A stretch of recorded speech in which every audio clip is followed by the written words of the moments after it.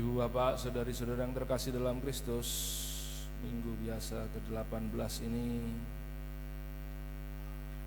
entah mengapa temanya ini sangat menarik untuk kita renungkan. Sebenarnya pembahasan yang bagaimana ya menjelaskan? Ini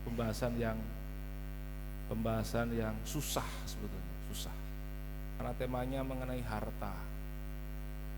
Dan siapa yang tidak suka harta? Semua suka, pasti semua katakan, oh saya suka, saya mau. Tapi masalahnya apa yang dikatakan Injil atau apa yang dikatakan kitab suci mengenai harta itu? Bapak, saudara-saudaraku yang terkasih, mari kita coba lihat dari bacaan pertama. Bacaan pertama itu diambil dari kitab Pengkhotbah. Pengkhotbah itu termasuk bagian dari kitab-kitab kebijaksanaan. Dari yang disampaikan itu menarik, bahwa kesia-siaan belaka, segala sesuatu adalah sia-sia. Ini berbicara mengenai apa? Berbicara mengenai segala hal yang bersifat duniawi, kesia-siaan, sia-sia. Segala sesuatu yang bersifat duniawi adalah sia-sia. Yang tidak sia-sia apa? Yang tidak sia-sia adalah ketika kamu mencari Allah. Segala sesuatu, kalau berbicara mengenai dunia, ini bunyinya: apakah faedah yang diperoleh manusia dari segala usaha yang dilakukannya dengan jerih payah di bawah matahari dan dari keinginan hatinya? Seluruh hidupnya penuh kesedihan dan pekerjaannya penuh kesusahan hati, bahkan pada malam hari hatinya tidak tentram. Ini pun adalah kesia-siaan. Bapak, saudara-saudaraku yang terkasih, ya ini bacaan pertama berbicara mengenai segala sesuatu adalah kesia-siaan. Tapi yang dimaksud segala sesuatu adalah segala sesuatu yang bersifat duniawi. Itu. Bacaan kedua, saya jarang membahas bacaan kedua, kecuali memang ada kaitannya langsung. Tapi kali ini ada kaitannya langsung, bacaan kedua. Tulisan dari Rasul Paulus kepada jemaat di Kolose. Kaitannya langsung adalah bagaimana Paulus memberikan nasihat seperti ini: pikirkanlah perkara yang di atas, bukan yang di bumi. Oke. Pikirkanlah segala perkara yang di atas itu perkara surgawi, bukan yang di bumi. Karena itu matikanlah dalam dirimu segala yang duniawi. Masih ada gandengannya. Matikanlah segala di dalam dirimu segala hal yang sifatnya duniawi. Tetapi kali ini Paulus berbicara lebih-lebih mengenai dosa-dosa.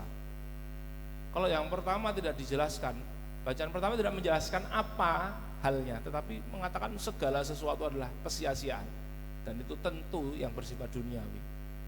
Kali ini Paulus bacaan kedua juga mengatakan matikanlah dalam dirimu segala yang duniawi, tetapi berbicara lebih-lebih mengenai dosa, yaitu percabulan, kenajisan, hawa nafsu, nafsu jahat, keserakahan yang sama dengan penyembahan berhala.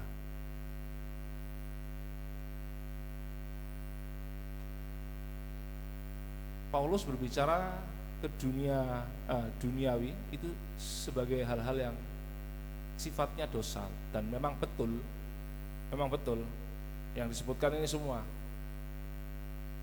Dosa itu kan ya menghasilkan percabulan, kenajisan, hawa nafsu, nafsu jahat, dan juga keserakahan. Oke ya. Jadi Ibu Bapak, Anda pegang dulu dua hal ini mengenai segala sesuatu sia-sia, segala hal yang sifatnya duniawi. Dan dalam surat kedua Paulus kepada jemaat di Kolose juga dikatakan bahwa pikirkanlah yang di atas, jangan yang di bumi. Karena itu matikanlah segala sesuatu yang duniawi, yakni dosa-dosa. Sekarang apa kata Yesus di dalam Injil? Ya sama juga. Kisah Yesus dalam Injil itu berbicara mengenai ada seorang yang, guruku, katakanlah kepada saudaraku supaya ia berbagi warisan dengan aku. Tetapi Yesus berkata, saudara siapakah yang mengangkat aku menjadi hakim atau penengah bagi kamu? Jadi Yesus tidak tertarik berbicara mengenai pembagian warisan. Mungkin Anda akan bertanya, Romo, kalau di dalam agama lain kan ada pembagian warisan menurut agama ini, agama itu. Kalau di dalam kekristenan ada enggak, Romo, pembagian warisan menurut agama kita, menurut Kristus? Tidak ada. Seperti kata Kristus ini, siapakah aku? Pertanyaannya, Romo, kenapa tidak ada ya? Karena tidak berkaitan dengan keselamatan. Anda catat baik-baik.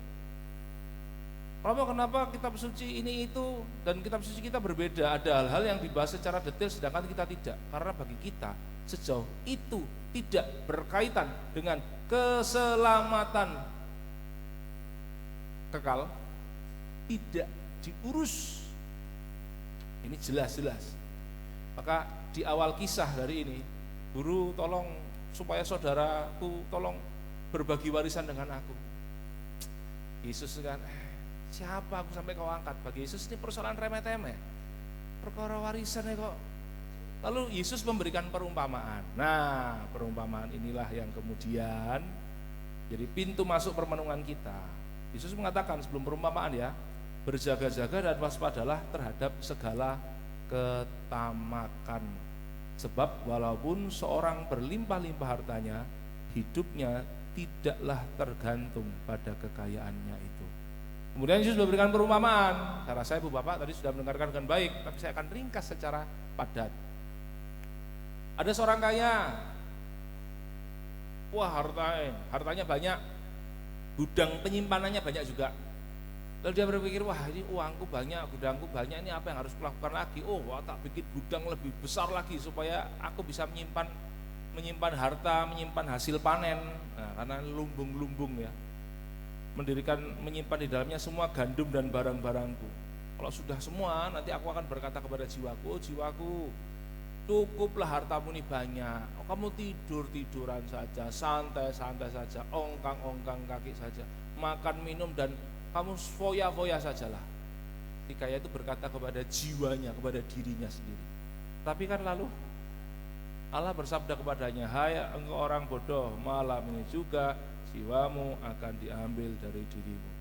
Artinya mati, dan bagi siapakah nanti apa yang telah kau sediakan itu. Demikianlah jadinya dengan orang yang mengumpulkan harta bagi dirinya sendiri jika ia tidak kaya di hadapan Allah. Bapak, itu semua bacaan-bacaan suci yang kita dengarkan hari ini. Kesimpulannya apa? Kesimpulannya adalah ini. Tadi di awal saya katakan kan, tema harta ini tema yang sekaligus menarik tetapi sekaligus sulit.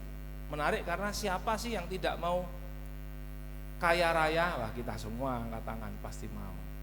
Tetapi ketika di dalam kitab suci, dalam sabda-sabda Allah itu selalu kita diingatkan bahwa ketika kita melulu menjadikan pusat hidup kita adalah harta dunia, maka itu adalah kesia-siaan belaka. Nah ini yang menjadi susah dan sulit.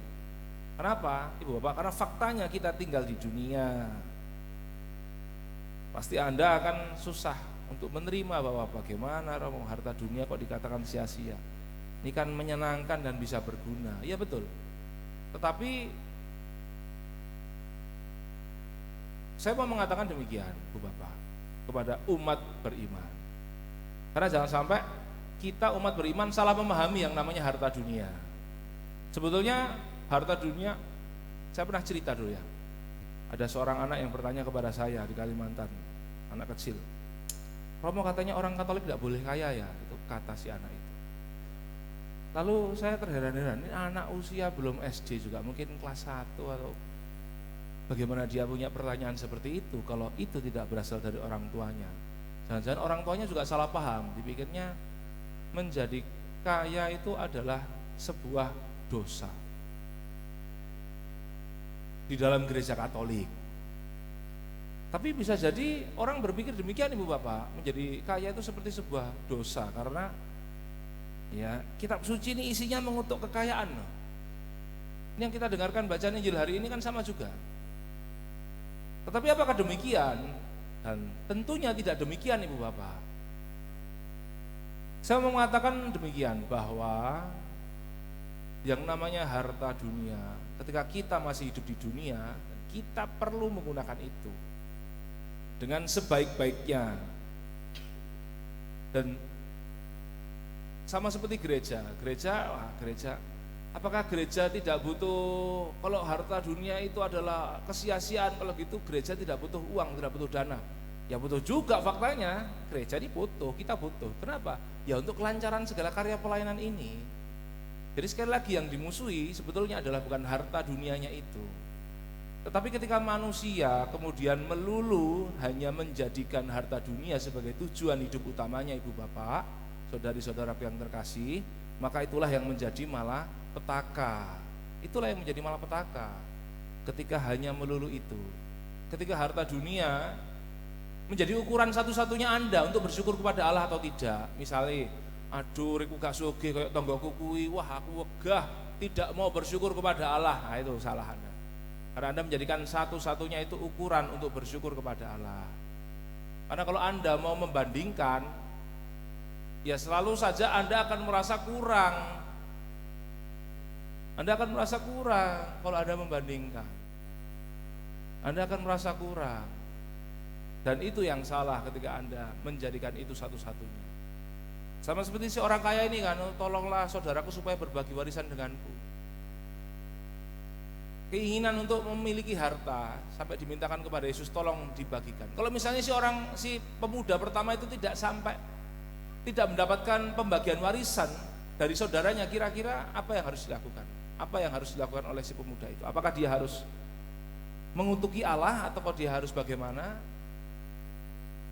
Bu Bapak, saudara-saudaraku yang terkasih, maka saya mau mengajak kita semua untuk melihat, untuk hidup di dunia dengan sebaik-baiknya, menggunakan harta, menggunakan rezeki yang diberikan oleh Allah kepada kita sebaik-baiknya. Dengan cara apa? Dengan cara menggunakan sebaik-baiknya juga. Anda gunakan sebaik-baiknya, Anda bantu untuk orang yang membutuhkan sebaik-baiknya. Jangan Anda kemudian menjadi egois, lalu mau memakan harta semuanya itu untuk diri Anda.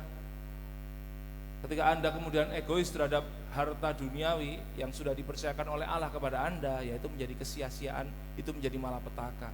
Kalau Anda hidupnya hanya terus mencari mengumpulkan sebanyak-banyaknya, Anda tidak akan puas dan selalu akan merasa bahwa wah enggak cukup, ini kurang dan lain sebagainya. Sebagai penutup ada sebuah kisah seperti ini. Ini kisah nyata. Jadi ada seorang umat, ini bicara mengenai harta dan iman ya. Bagaimana harta, bagaimana iman, bagaimana kepercayaan kepada Tuhan, itu ada cerita seperti ini. Ada seorang ibu yang bercerita kepada saya bagaimana ini tempat lain. Aduh Romo, ini anakku ini Romo pisah dengan pasangannya. Anakku pisah dengan pasangannya karena masalah ekonomi Romo. Terus juga sedih mendengarnya. Tapi sekarang sudah punya pasangan baru Romo. Waduh, ini kalau punya pasangan baru ini pasti berbahaya sekali. Artinya harapannya ya pasti tidak bisa menikah secara gereja Katolik dengan cepat ya. Sudah punya pasangan baru Romo. Saya sedang Romo, sudah punya pasangan baru. Tapi saya sedih Romo. Loh, sedih kenapa? Soalnya pasangan barunya itu sama-sama tidak punya. Pasangan barunya ini sama-sama tidak punya uang seperti pasangan yang sebelumnya. Loh, maksudnya iya, mending lihat duit Romo. Iki gak ono meneh. Jadi saya menyangka, loh, jadi si ibu ini tidak masalah bagaimana kemudian sebenarnya titik persoalannya adalah bagaimana si anak ini kemudian bisa kembali menjadi satu dengan pasangannya, dengan mantunya. Tapi sudut pandangnya berbeda. Gak apa-apa lah. Tapi yo sakjane luwih apik Romo hidup rumah. Kalau sama saja ya buat apa? Ya artinya mau mengatakan bahwa ya kalau hidup ekonominya baik, dia dengan pasangan baru yang kalau perlu bahkan harus meninggalkan iman akan Kristus, tidak apa-apa. Waduh, gila saya pikir. Jadi ada sesuatu nilai yang sudah bukan lagi iman yang menjadi pedoman dari orang tua.